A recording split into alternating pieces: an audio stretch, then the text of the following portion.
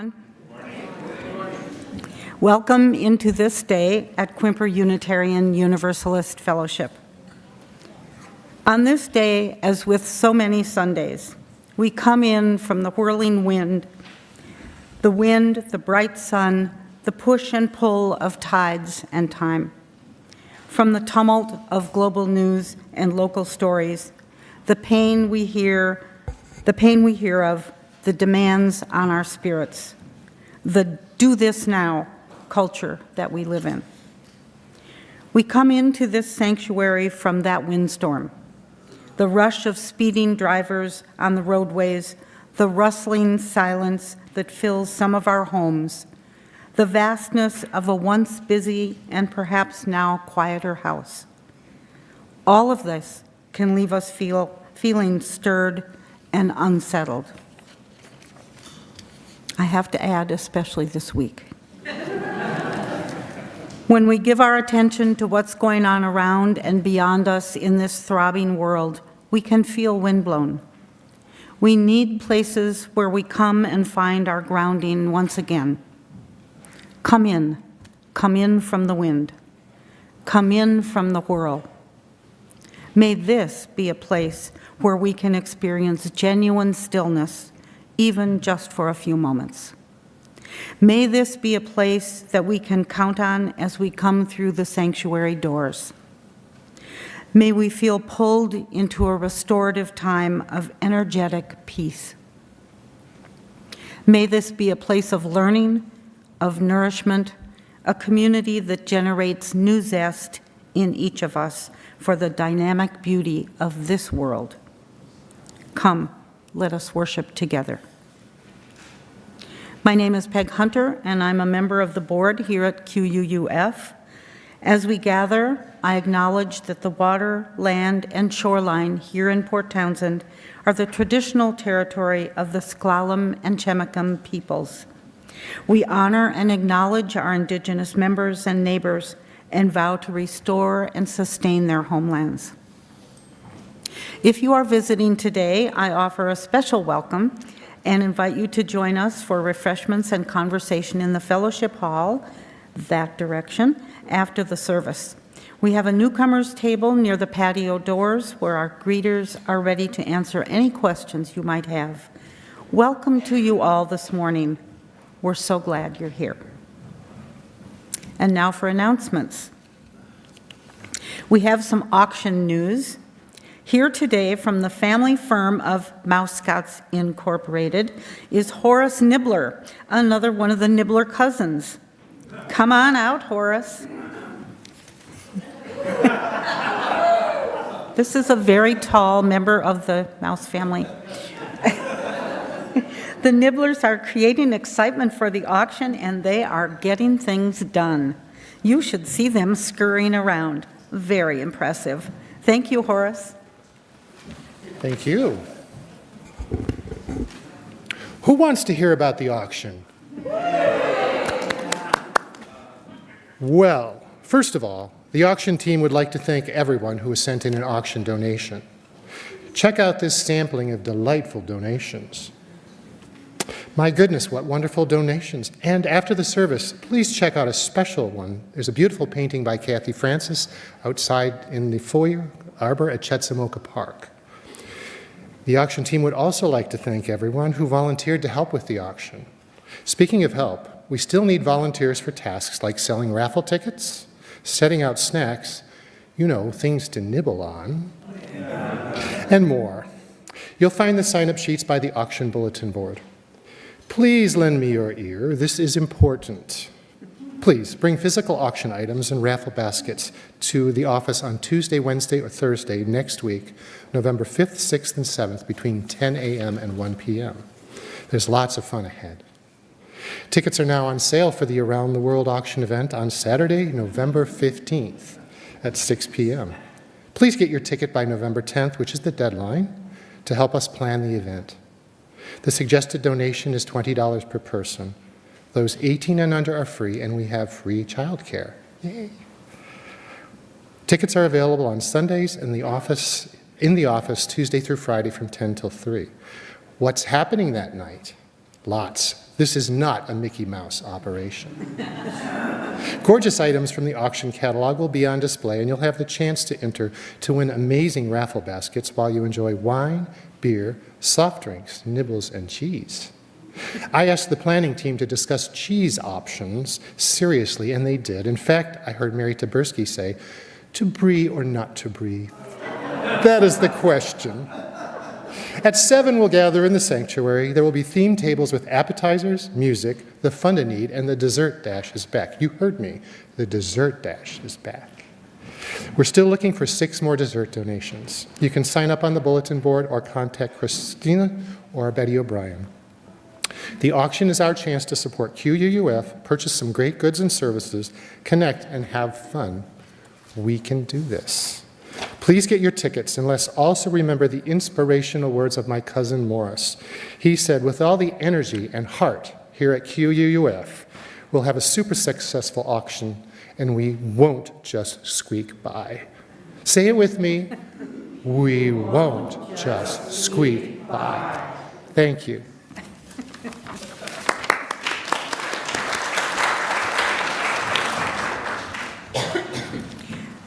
Thank you, Horace. That was great. Now let us settle our minds and calm our hearts.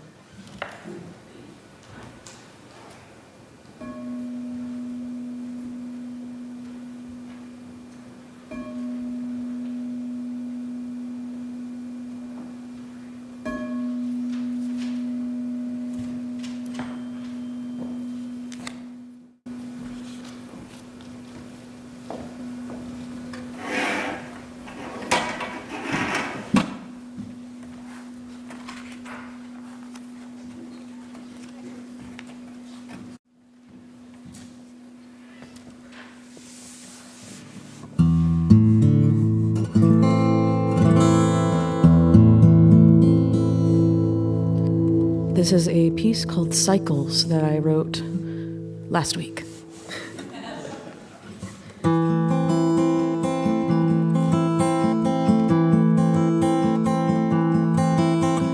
When we looked deep into everything, goodness sake, come up with a lie.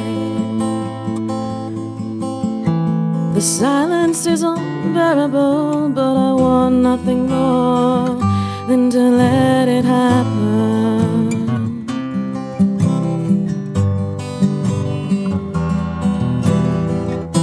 Fixation, a curse or a blessing. No other thoughts begin unfolding. Just this cycle ending its tale. Maybe just once, this time it'll fail. Maybe this time it'll fail.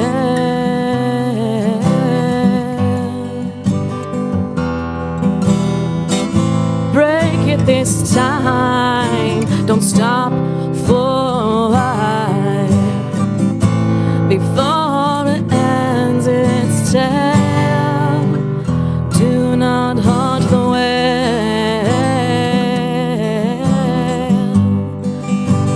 Do not haunt the whale.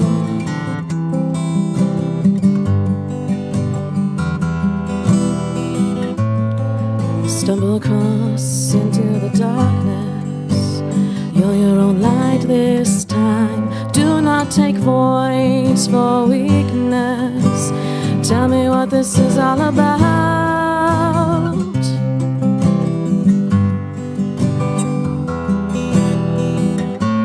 Just this cycle ending its tale. Maybe this time it'll fail. Break it this time. Don't stop for a while. Before it ends its tale. Do not haunt the whale.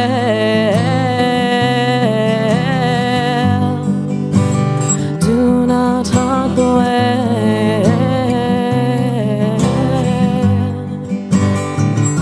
Break it this time. Maybe this time it'll fail.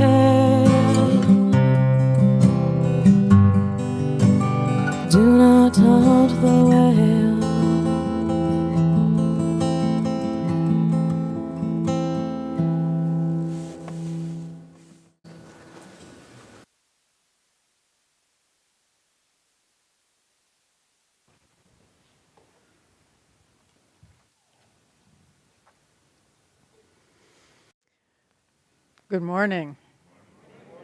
Good morning. Our opening words are by Gretchen Haley. Every little thing that breaks your heart is welcome here. We'll make space for it, give it its due time and praise for the wanting it represents, the longing for something more, some healing hope that remains not yet. We promise no magic, no making it all better, but offer only this circle of trust, this human community that remembers, though imperfectly, that sings and prays, though sometimes awkwardly, this gathering that loves, though not yet enough. We're still practicing, after all, still learning, still in need of help and partners, still becoming able to receive all this beauty and all these gifts that we can bring. It is good to be together this morning. Will you join me in saying our chalice lighting words? These are written by Sam Trumbore. O light of life, be kindled again in our hearts as we meet together this morning to celebrate the joy of human community, seeking a wholeness that extends beyond ourselves. Let's join in singing our opening song today. It is number 407 in the Gray hymnal. If you want to look at the music, words will be projected. It's "We're Gonna Sit at the Welcome Table."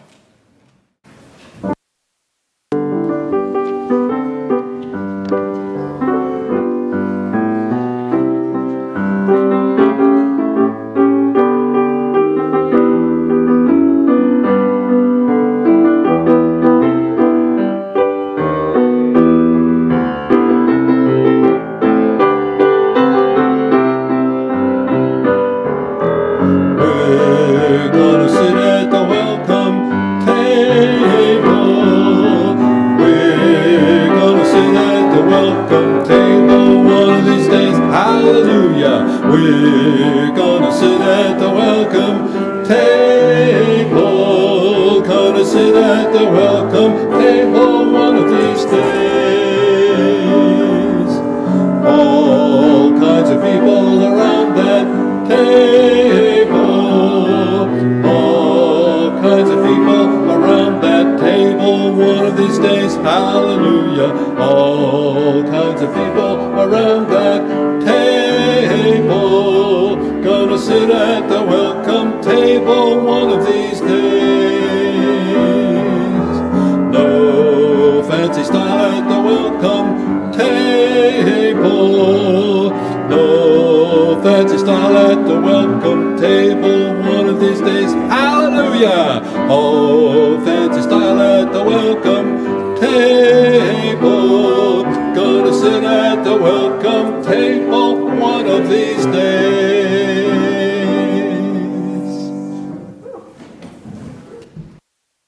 Oh, am I on? Yes? Yes? Awesome. Awesome, awesome. So I'd like to invite those of you who are young of heart or body or spirit to come up for a story today. Who wants to come in? Yeah, you can come on up. Have a seat. Woo! Hi, welcome. Oh, look at that. Welcome. We just sang the welcome table, didn't we? Yeah, we did. All right, so what is happening on Tuesday? Do you know? Anybody? No. No? What is... Anybody know what's happening on Tuesday? Yes, no? It's the... oh, sorry. I thought somebody out there was raising their hand to answer, but she was just doing something else. Y'all are so helpful. I knew you would want to help out. So on Tuesday is the election. And so I have a story about the election, about elections. We're going to be electing a president and a governor for our state and a bunch of other folks. And it's important. It's one of the really important things that we do is vote. So here is the story. It's called The Night Before Election Day. And I'll just mention, Shh, it has stickers at the end. So you'll get a sticker before you head off to your classes. All right, here we go. So 'twas the night before Election Day. See, I brought home a note. Remember, school's closed tomorrow, so everyone can vote. Let's see if I can get that. There we go. Crepe paper was hung in our school with great care, welcoming voters who soon would be there. We made flags in our classroom. They turned out so great. There are 50 white stars, 1 star for each state. Both parties have a symbol and a color too. Republicans are red, Democrats are blue. Our teacher said we're lucky that people have a choice. Each vote gives Americans a real important voice. But to me, this campaign has gone on forever. Anybody feeling that? Anybody, the adults think that it's gone on forever too. I've been hearing about it since last November. It's been on the news daily. We've watched candidates debate. Each one has a plan to keep our country great.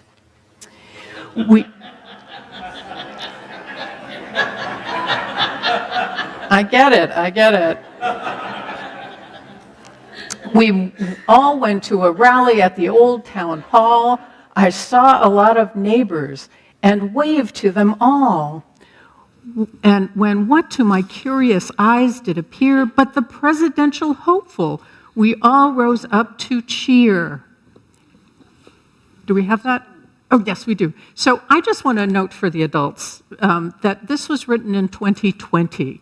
So the look of the candidate was not known for this year at that point, or even imagined.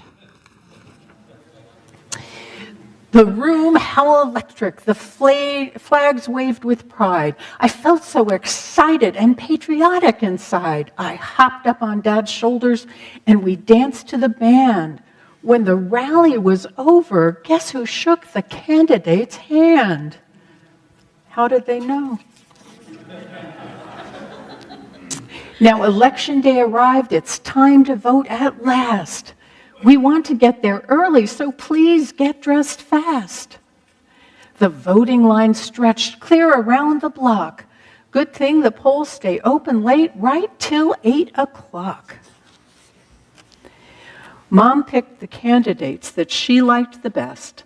She double-checked her ballot after filling out the rest.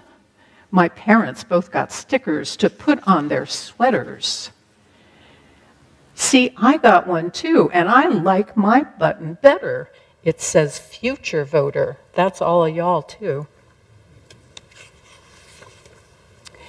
That night, Dad ordered in a large pizza for dinner.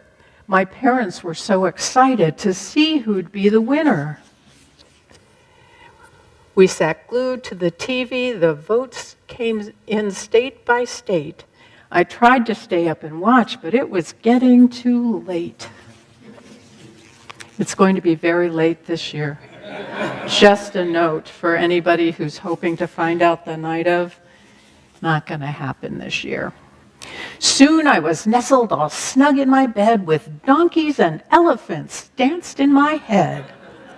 Tomorrow we'll find out who the president will be. Will our leader be a he?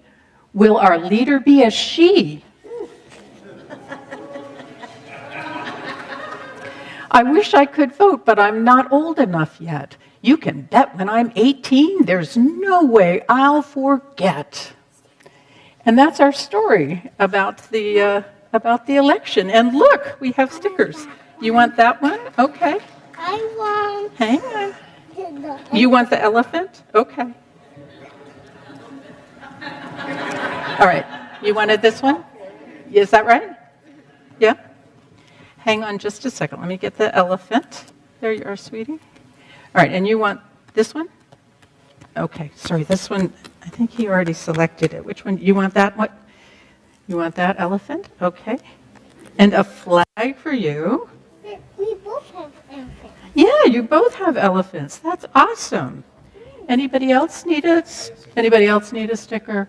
I mean, which one would you like, dear? I want a donkey. You want a donkey. Well, there's a surprise. All right. Well, thank you all for listening. And let's sing the children out to their classes. Those of you along the aisle, if you'd rise and make an arch, and we'll sing them as they go out. Go now in peace, go now in peace. May the spirit of love surround you everywhere, everywhere you may go. Go now in peace, go now in peace. May the spirit of love surround you everywhere, everywhere you may go. Great story. We pause now for a time of generosity and to receive an offering which will be shared between QUUF and the food bank. The ushers will come among you to receive the offering, and additional ways for giving will be projected on the wall. Please join me in our offering words. This fellowship is the community of ourselves. It is energy and resources are our energy and resources. Its wealth is what we share. As we contribute to the life of this community, we affirm our lives within it.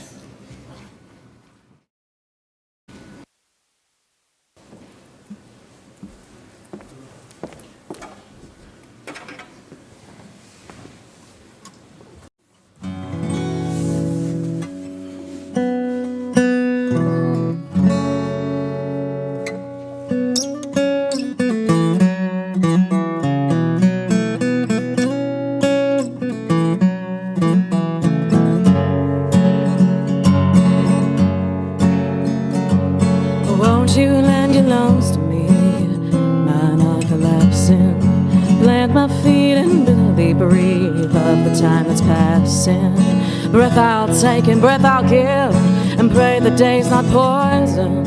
Stand among the ones that you live in a lonely indecision.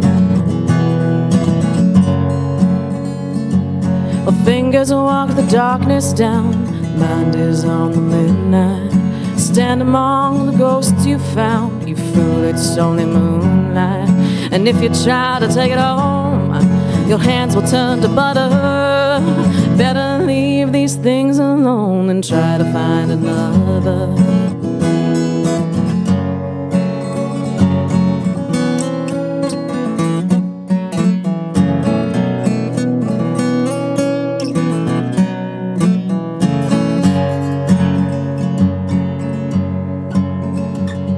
Salvation sat and crossed herself and called the devil partner.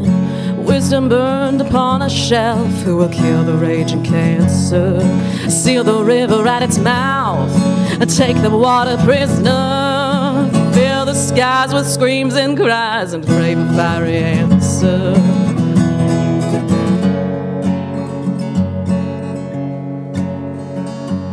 Well, Jesus was an only son, and love his only construct. Strangers talk in foreign tongues and try to dirty up the doorstep. Well, I for one and you for two ain't got the time for outside. Keep your ancient looks to you, we'll tell the world that we tried.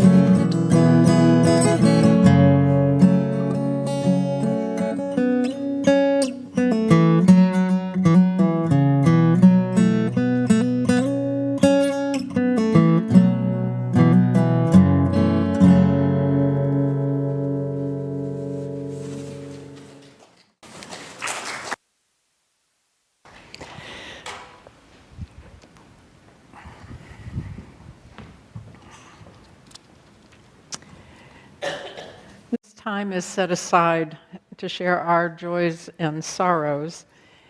And we recognize that our personal joys and sorrows are only a fragment of the joys and sorrows of the larger community of life. And so we place our first stone, thinking in particular today of our democracy, and hoping for patience as all of us wait to find out who the winner is. And within the congregation, we're placing a stone and asking for prayers for healing for Sadi Sam Almi, who broke his ankle on October 25th and may need surgery. We also light a candle for sweet 2-year-old Hawthorne Willing this morning, who is still in Seattle's children's after an emergency appendectomy last week. His sister Anx is by his side, and parents Audra and Ryan write that his spirits are up, which we are so thankful for, and his little body still has a long way to go. They are hoping he can come home next week. We send them our best wishes. And we place a final stone, holding in our hearts these joys and sorrows, and also those joys and sorrows that are unexpressed, but of no less importance. Thank you.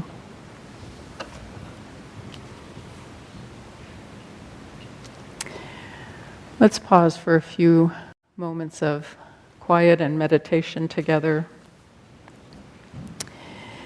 and settle in. Maybe roll your shoulders back and take a couple deep breaths. The words for our meditation today are from Mary Oliver of the Empire.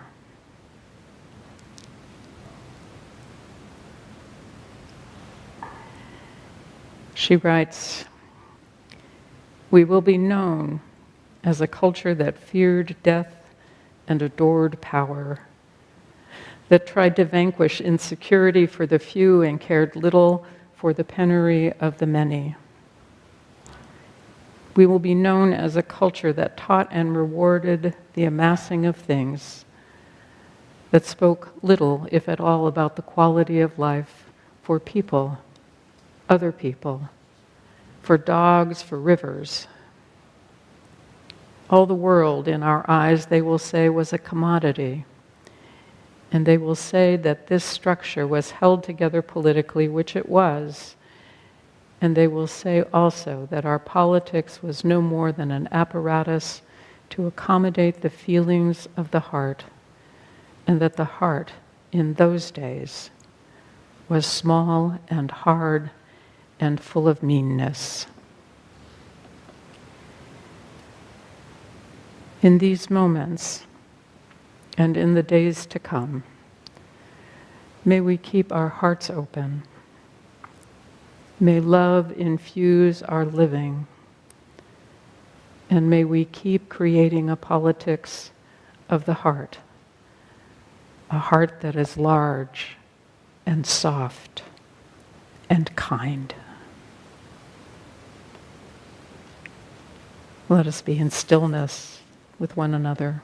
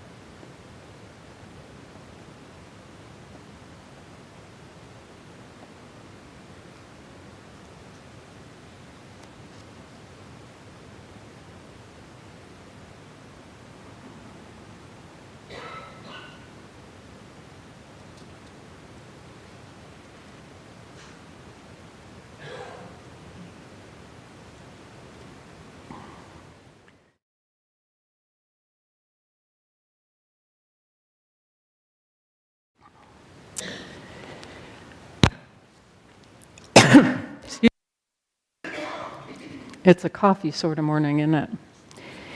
Our first reading comes from Parker Palmer's book, The Politics of the Brokenhearted, on holding the tensions of democracy.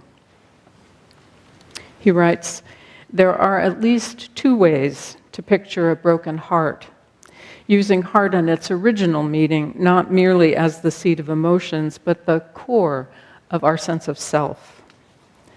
The conventional image, of course, is that of a heart broken by an unbearable tension into 1,000 shards, shards that sometimes become shrapnel aimed at the source of our pain.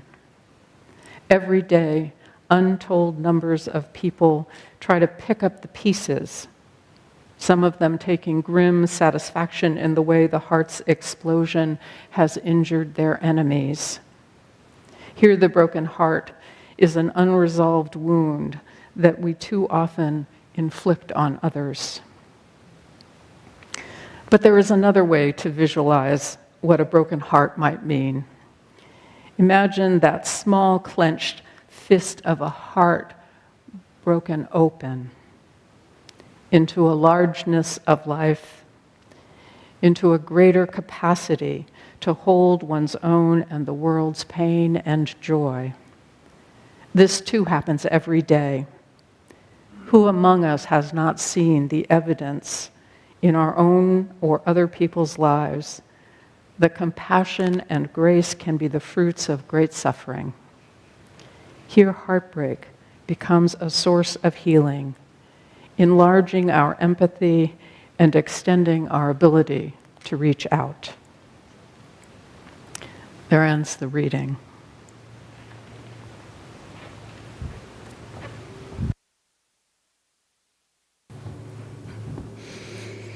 Our second reading is called The Case for Hope by Rebecca Solnit. The future is bigger than our imaginations. It's unimaginable, and then it comes anyway. To meet it, we need to keep going, to walk past what we can imagine. We need to be unstoppable. And here's what it takes. You don't stop walking to congratulate yourself. You don't stop walking to wallow in despair.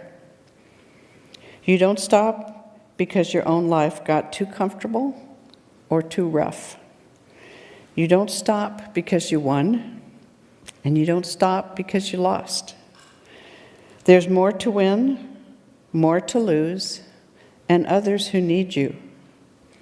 You don't stop walking because there is no way forward. Of course there's no way. You walk the path into being. You make the way. And if you do it well, others can follow the route. You look backward to grasp the long history you're moving forward from. The paths others have made and the road you came in on.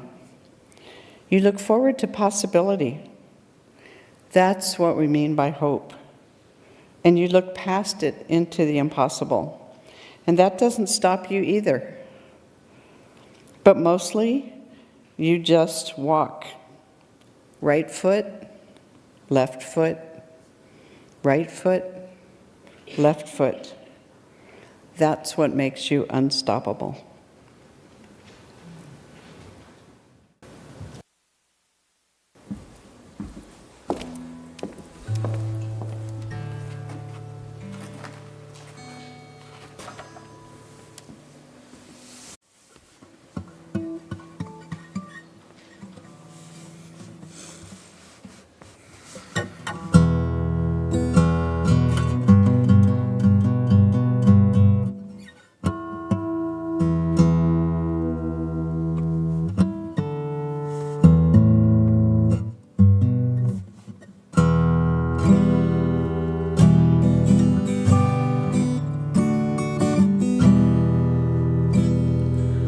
Watch that old fire as it flickers and dies, that once blessed the household and lit up our lives.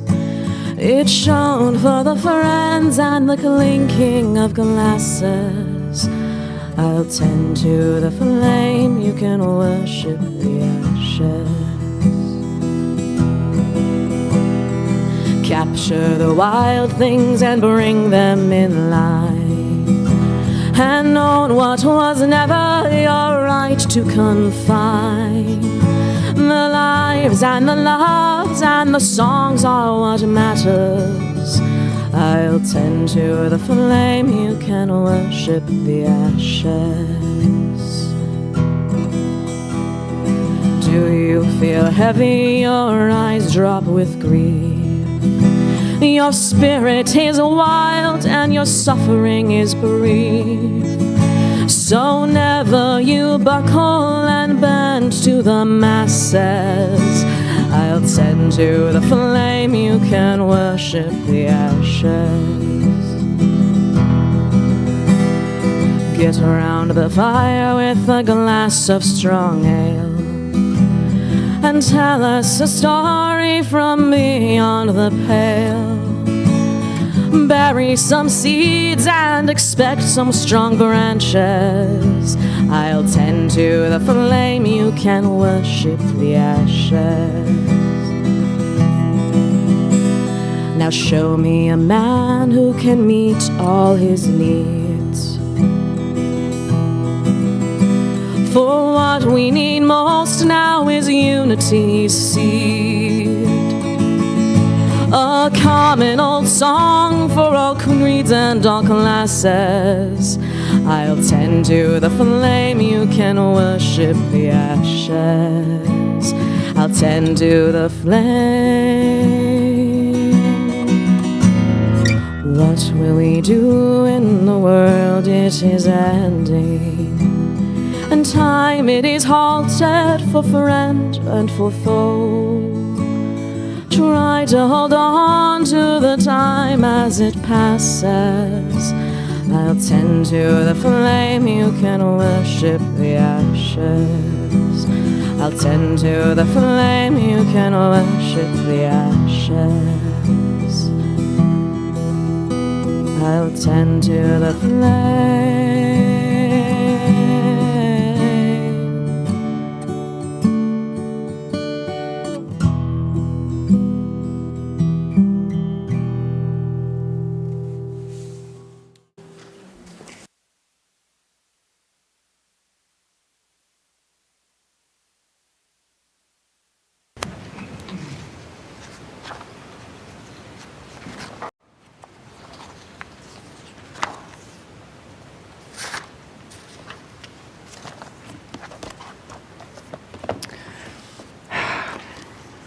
So some of you may remember that back in July, I offered a sermon on our political life here in the US and presented a rather ominous perspective. Ben Franklin made a comment way back when that we had a republic if we could keep it. And it seemed especially apt at that moment, just a week or two after the disastrous debate between Donald Trump and President Biden.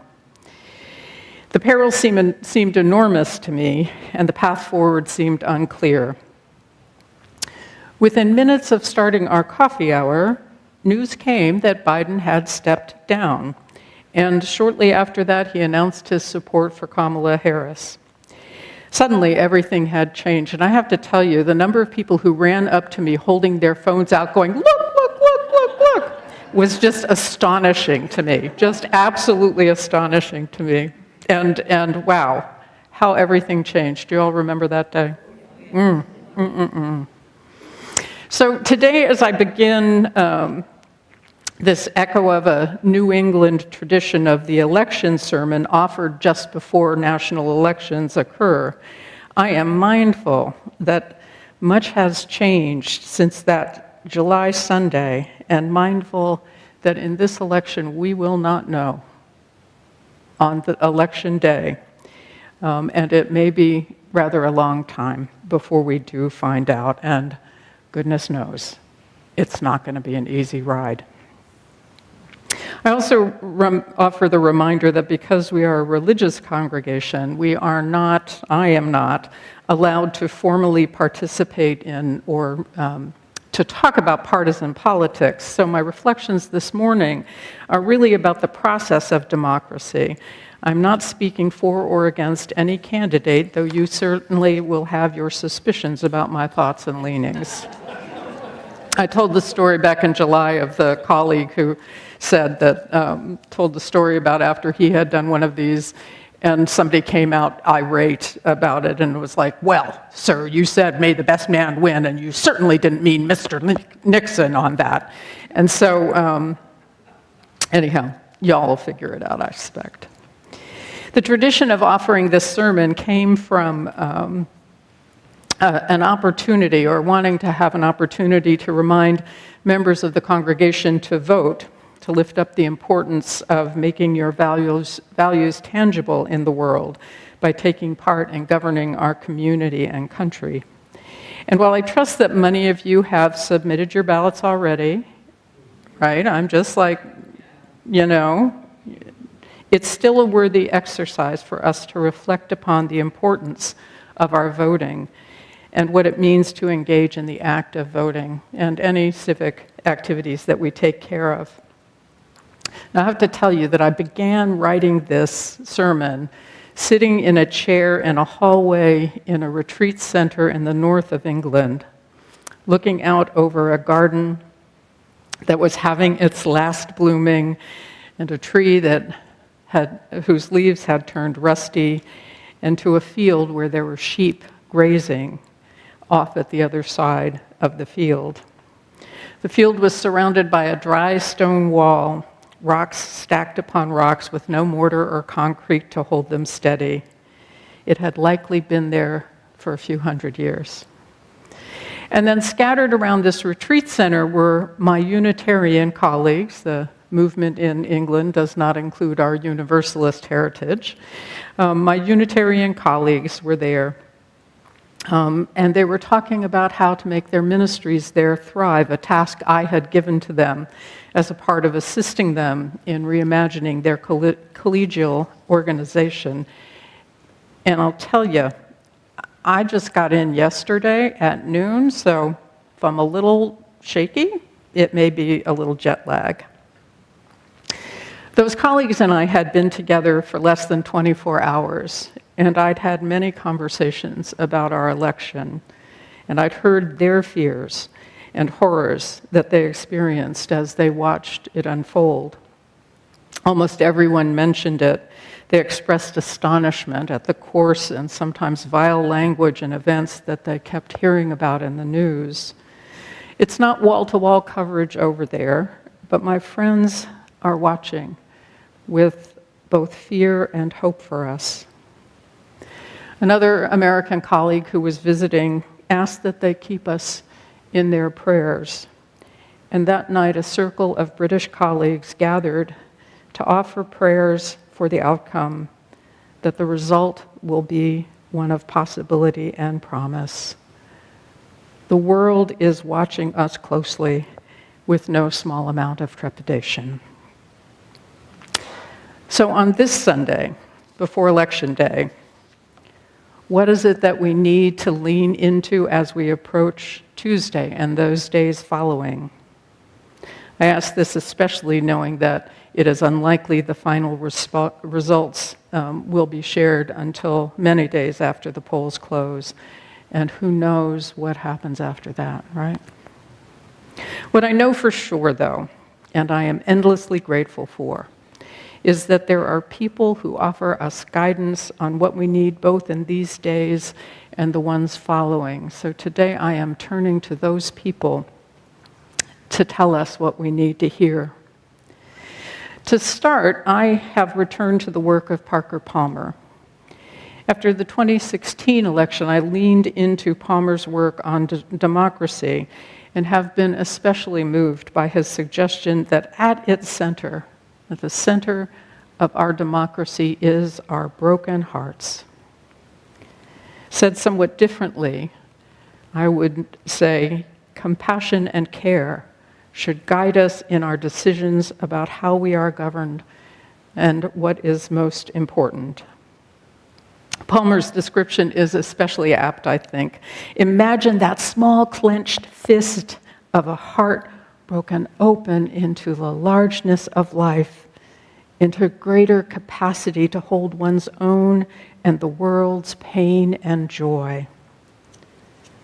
What might the world look like if we could live into breaking our hearts open? What might our lives look like? A broken heart, I would say, a broken open heart, is present in our new Article 2 revision, the UUA's revision, that puts love at the center. That love radiates out our values of justice, equity, transformation, pluralism, inclusion, and transformation. As Unitarian Universalists, we are called to do what we can to embody that love and those values out into the world.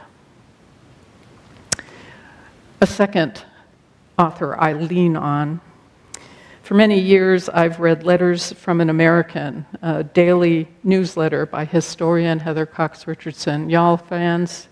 Yeah, I figured as much.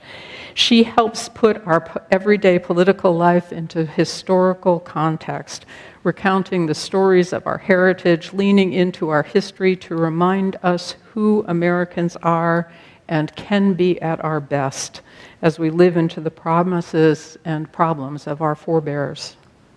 In her most recent book, Democracy Awakening, Notes on the State of America, she tells us a history that looks back to a mythological past as the country's perfect time is a key tool for authoritarians.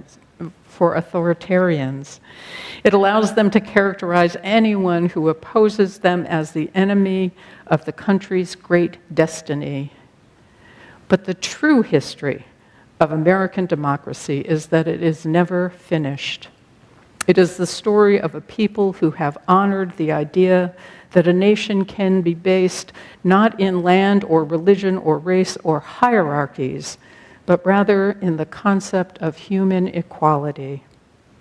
That commitment, along with its corollary that we have the right to consent to our government, which in turn should act in our interest, has brought us our powerful history of people working and sacrificing to bring those principles to life.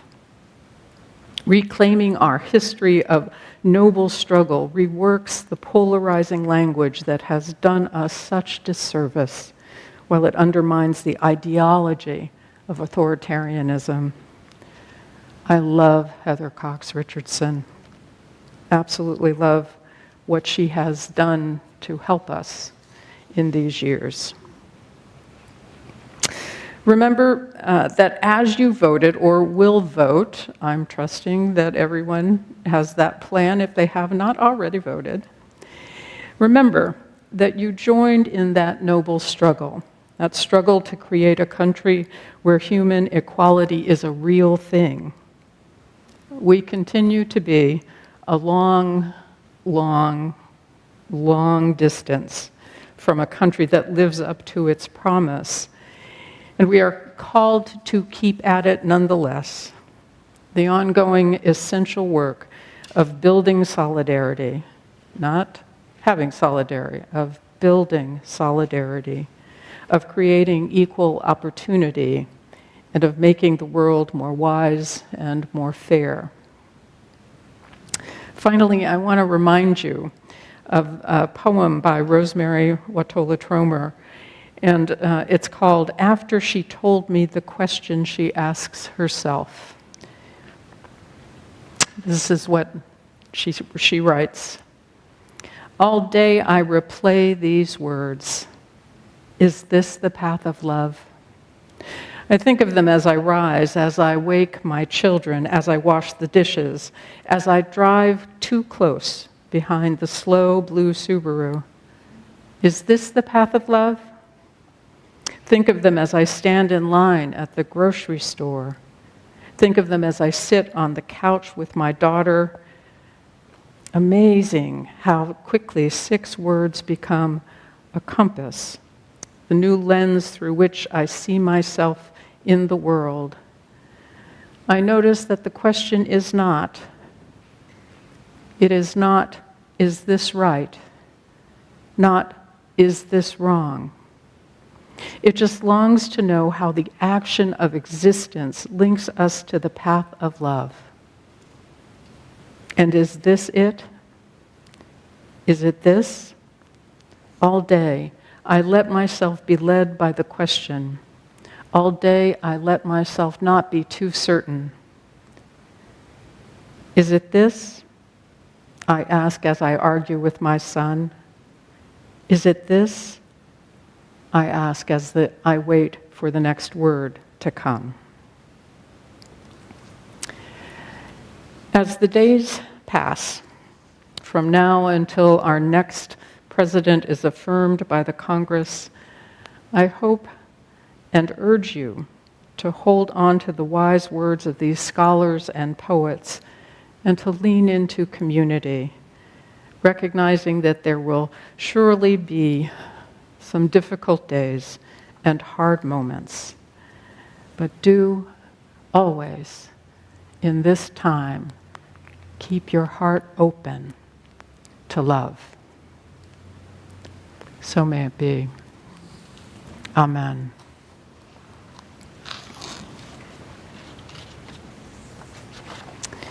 Our closing hymn is number 168 in the great hymnal, One More Step. And let me just note that I'm really aware of how much our standing and walking metaphors are happening today, and I recognize that those don't work for everyone. So onward we go.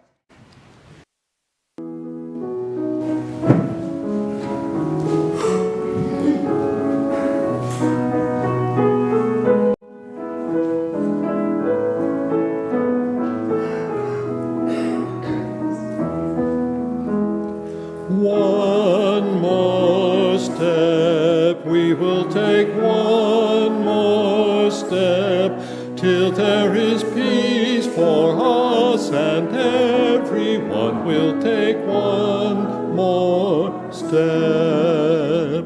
One more word, we will say one more word, till every word is heard by everyone. We'll say one more word. One more prayer, we will say one more prayer, till every prayer is shared by everyone. We'll say one more prayer. One more song, we will sing one more song, till every song is sung by everyone. We'll sing one more song.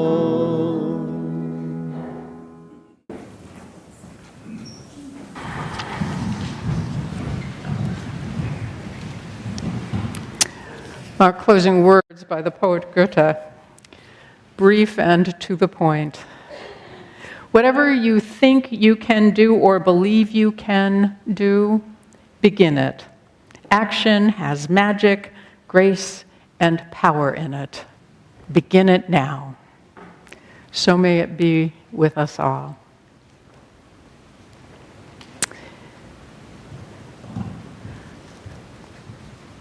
Let's join together in our chalice extinguishing words. We extinguish our flame, but not the light of truth, the warmth of community, the fire of commitment, or the power of transformation. These we carry in our hearts until we are together again.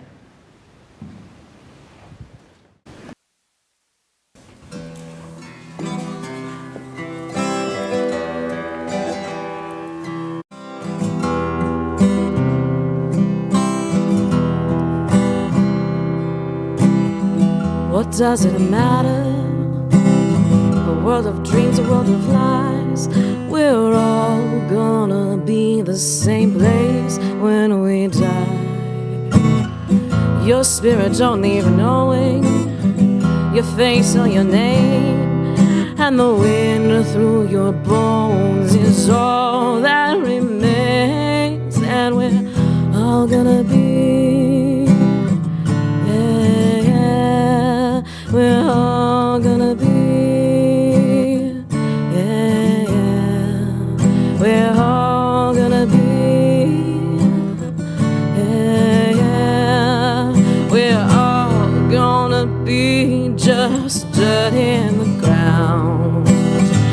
Well, from the buzzer, the bird writes the word. I want to know, am I the sky or the bird? 'Cause hell is boiling over and heaven is full. We're chained to the world and we've all got a pull, and we're all gonna be, yeah, yeah, we're all gonna be, yeah, yeah, we're all gonna be, yeah, yeah, we're all gonna be just dirt in the ground. Now the kid was smiling, nerves made of stone. He climbed the stairs and the gallows groaned among them, and the people's hearts were pounding. They were throbbing, they were red as he swung out over the crowd. I heard the hangman said, we're all gonna be, hell, we're all gonna be.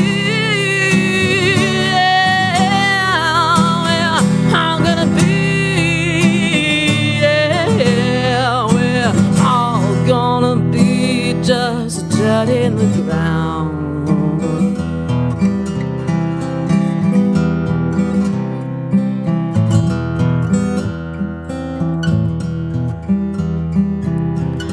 Now Cain slew Abel, killed him with a stone.